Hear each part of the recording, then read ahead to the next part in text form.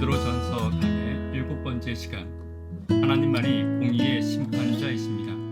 하나님만이 공의의 심판자이십니다 라는 제목으로 하나님 말씀 증거하도록 하겠습니다.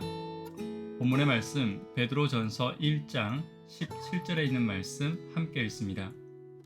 외모로 보시지 않고 각 사람의 행위대로 심판하시는 이를 너희가 아버지라 부른즉 너희가 나그네로 있을 때를 두려움으로 지내라.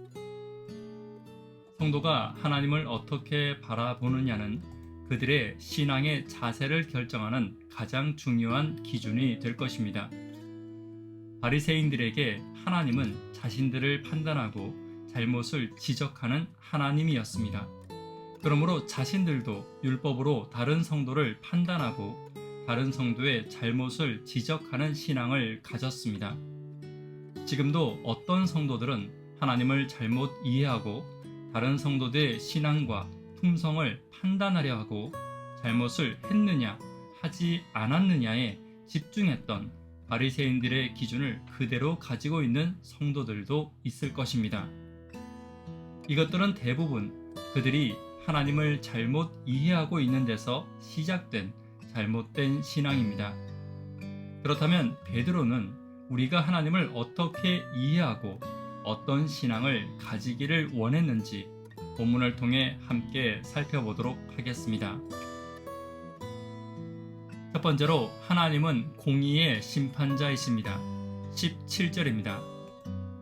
외모로 보시지 않고 각 사람의 행위대로 심판하시는 이를 너희가 아버지라 부른즉 너희가 나그네로 있을 때를 두려움으로 지내라. 17절에 외모로 보지 않는다는 것은 하나님은 편견에 사로잡혀 불공평하게 대하지 않는 것을 의미합니다. 하나님은 절대 편견과 불공평에 빠지지 않고 행위대로 판단하시는 공의로운 심판자이심을 우리는 잊지 않아야 합니다. 그러나 사람은 그렇지 않습니다. 사람은 항상 자신이라는 편견에서 벗어나지 못합니다. 신앙과 믿음을 판단할 때도 자신에게는 항상 너그럽고 다른 사람에게는 항상 그렇지 못합니다. 특히 죄를 판단할 때도 자신의 연약함을 보지 못하고 다른 사람을 먼저 판단하고 정죄하며 자신의 기준에 맞지 않으면 잘못되었다고 생각할 수밖에 없습니다. 그리고 대부분은 이러한 판단과 심판에 대한 욕구는 자신의 의로움을 드러내고자 하는 사단의 마음에서 시작된 죄의 마음입니다. 그렇지 않은 사람이 있다면 좋겠지만 특히 신앙에 있어서는 이러한 인간의 연약함에서 벗어날 수 없습니다. 많은 그리스도인들이 교회 생활이나 신앙생활 안에서 어려움을 겪고 성도들 사이에 갈등이 일어나는 것도 대부분 이러한 문제에서 시작되는 것임을 우리는 알고 있습니다. 그러나 하나님은 편견이 없는 공의의 심판자이십니다. 그분은 어떤 죄인도 편견으로 바라보지 않으시며 어떤 의인도 편견으로 판단하지 않으십니다.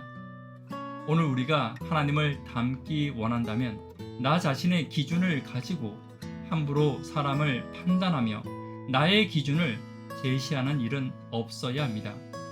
그리고 내가 하나님만큼 공의롭고 하나님만큼 지혜롭지 않다면 사람을 판단하는 일도 정죄하는 일도 내가 해서는 안 될 것입니다.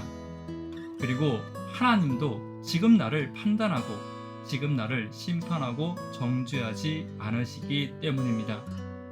언제나 공의로 나를 바라봐 주시고 정죄의 시선이 아닌 사랑의 시선으로 바라보시는 하나님만을 닮는 저와 여러분 되기를 간절히 바랍니다.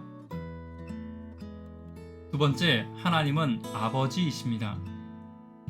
하나님을 아버지라고 부르는 것은 구약 시대에는 생소한 일이었습니다. 그럼에도 불구하고 하나님을 아버지라고 부르는 것은 예수님의 가르침에서 시작된 것입니다.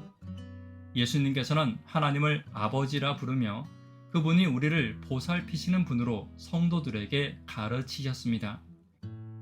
특별히 예수님은 우리에게 가르쳐 주신 주기도문의 첫 번째 문장을 하늘에 계신 우리 아버지로 가르쳐 주셨습니다.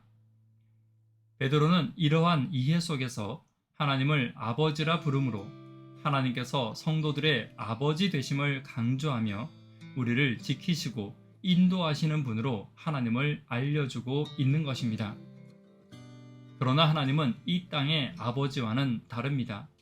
이 땅의 아버지는 연약할 수 있고 잘못된 아버지가 될 수 있습니다. 그러나 하늘의 아버지는 연약하지도 않고 아버지로서 실수도 없으십니다.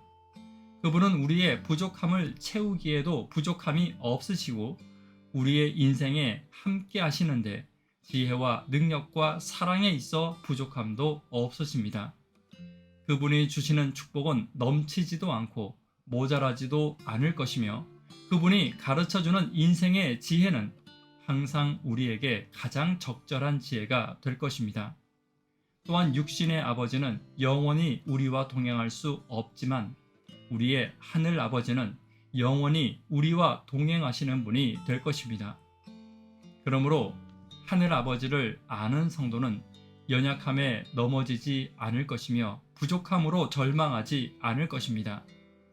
그리고 하늘 아버지의 지혜로 인해 인생을 두려워하지 않을 것이며 영원한 하늘 아버지의 동행으로 인해 외롭지도 않을 것입니다.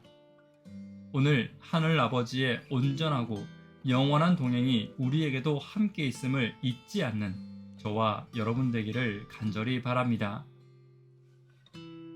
세 번째, 이 땅이 아버지의 집이 아님을 기억해야 합니다. 성도가 이 땅에서 지내는 삶은 나그네의 삶입니다. 물론 이 땅에서 태어나 이 땅에서 영원한 죽음을 맞이할 생각이라면 나그네로 살지 않아야 합니다.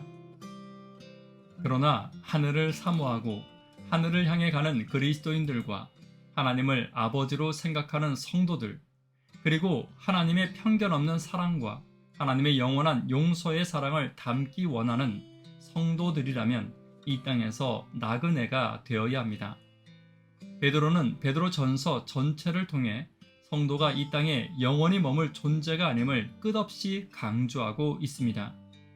그러므로 성도는 이 땅에서 영원히 있을 것처럼 이 땅을 경유하며 살며 이 땅이 주는 축복과 명예와 재물을 경유해서는 안 됩니다.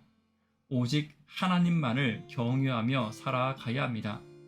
다시 말하 이 땅의 부와 명예를 경유하지 않고 하나님을 경유하며 살아가는 것이 나그네의 삶인 것입니다. 오늘 우리도 누구를 경유하며 누구를 닮으며 누구와 짝하며 살아가야 할지 결정해야 합니다. 이 땅에 염려와 걱정에 쌓이지 않아야 합니다. 또한 이 땅이 주는 좋은 것들과 즐거움에도 쌓여 있지 않아야 합니다.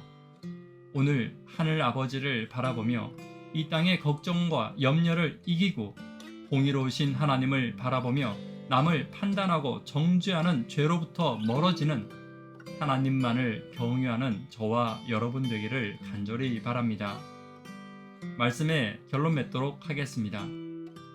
성도가 하나님을 어떻게 바라보느냐는 성도의 신앙을 결정하는 매우 중요한 문제입니다. 편견으로 바라보지 않고 공의로 나를 바라보시는 하나님을 기억하기를 간절히 바랍니다. 하나님은 완전한 아버지이심을 기억해야 합니다. 이 땅이 아버지의 집이 아님을 기억하는 저와 여러분 되기를 간절히 바랍니다. 기도 제목 함께 나누도록 하겠습니다. 구도자분들을 위해 기도 부탁드립니다. 청년, 학생, 어린이를 위해 간절히 기도 부탁드립니다. 교회의 비전과 하나님의 꿈을 위해 기도 부탁드립니다. 하나님을 온전히 바라보는 신앙, 하나님을 온전히 담는 품성을 위해 기도 부탁드립니다. 이 시간 개인적으로 기도하도록 하겠습니다. 감사합니다.